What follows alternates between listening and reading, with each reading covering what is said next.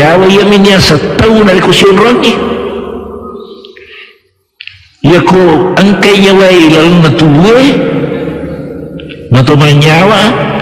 tahu sana ia ke ko masarangi tanya tahu sana ia ko tuwe ko dia gaya nyawa na maka ditanya ni tawarialah tahu sana wujud nasang ini takut tubuh bawa dia gaya nyawa otomatis toh wujud nasang apa dia gaya nyawa itu si nyawa dia itu kita tak kelemon nasang ini tawarialah